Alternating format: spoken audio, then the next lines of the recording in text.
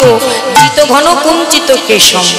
মানে আমি যে রূপের মানুষকে দেখলাম, তার কি দেখলাম গো? দেখলাম মধুকর, মানে গলায় যে মালতী ফুলের মালাটা যেন মধুকর দ্বারা একেবারে আচ্ছাদিত। মধুকর মানে কি মা?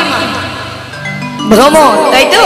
একেবারে কালো ভ্রমরে যেন মালাটাকে জড়িয়ে রেখেছে। তাই কি বলছি?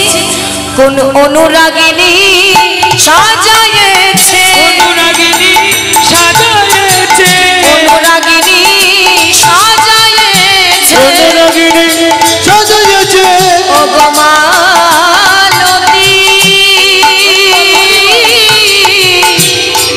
মালা দিয়া অনুরাগিনী সাজায়েছে, মালাতে মালা দিয়া অনুরাগিনী সাজিয়েছে, মালতীর মালা দিয়া এমন গোরা মালিকে হরিব আমার গোরা মালিকে অনুরাগিনী সাজিয়েছে, অনুরাগিনী সাজিয়েছে।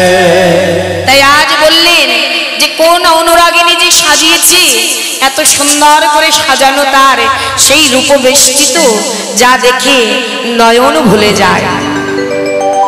মধুকর রঞ্জিত মালতী মণ্ডিত জিত ঘন কুঞ্চিত কেশম। কোন অনুরাগিনী সাজিয়েছে ওগো মালতীর মালা দ্বারা। তাহলে আজ আমার গৌরকে কি বললেন মা? গৌরকে বললেন বাবা গোরা বনমালী। তাহলে বনমালী কাদের বলে? কাদের বলে বনমালী? যারা ফুল মালা বিক্রি করে বাবা, বা বাগান পরিচর্যা করে, তাই তো?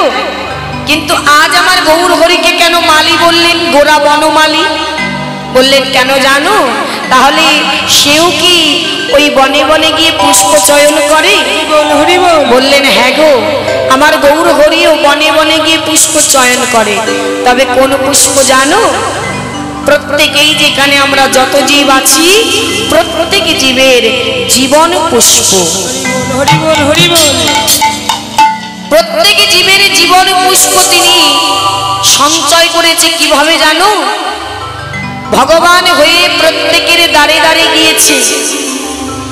নদিয়া নবদ্বীপ মাঝে সকলের দ্বারে দ্বারে গিয়ে সকলের বাবা হাতে ধরে পায়ে পড়ে জীবন পুষ্পের মালা, জীবন পুষ্প গুছিয়েছে যে তোমার পুষ্পটা আমায় দাও। সেই পুষ্প দিয়ে আমি মালা গেঁথে আমি আমার গোবিন্দের রাঙা রাতুল চরণে পৌঁছে দেব। হরি বল, হরি বল। তিনি আমাদের জন্য করেছে মা। দেখুন, অন্যান্য যুগে ভগবানকে পেতে গেলে মা অনেক কষ্ট করতে হতো। শাস্ত্রে বললেন কৃত্যে যজ্ঞায়তে বিষ্ণু ত্রেতায় যজ্ঞত মক্ষৌ দাপরে পরিচর্যায় অঙ্কালেও তা ধরি সংকীর্তনা। অন্যান্য যুগে ভগবানকে পেতে গেলে মা সাধন ভজন যাগ যজ্ঞ সেবা পরিচর্যা সব করতে হতো।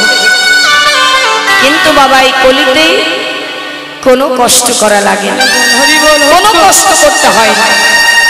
এই কলিযুগে বললেন হেরি তোমরা শুধু নাম করো, সুদামাকা কৃষ্ণ নাম। একবারে যদি বদন ভরে তোমরা এই সুদামাকা কৃষ্ণ নাম করতে পারো, তাহলেই তোমাদের উদ্ধার হয়ে যাবে। তাই মা, এ জগতে নাম ছাড়া কলিজীবের কোনো গতি নাই, গতি নাই, গতি নাই। আমরা যে যাই করি না কেন আমাদের কিন্তু কোনো গতি নাই। যে যে পথেই হাঁটো না কেন শেষের দিনে বলো হরি হরি বলই বলতে হবে, এছাড়া কিন্তু গতি নেই। এ জগতে দেখবেন মা অনেক বহু মানুষ আছে যারা ভগবানকে মানে না, ভালোবাসতে চায় না। কিসের ভগবান? কেমন ভগবান? যা করেছি আমি করেছি, আমি কষ্ট করে করেছি। আমি যদি না খেয়ে থাকি ভগবান আমাকে খাইয়ে দেবে?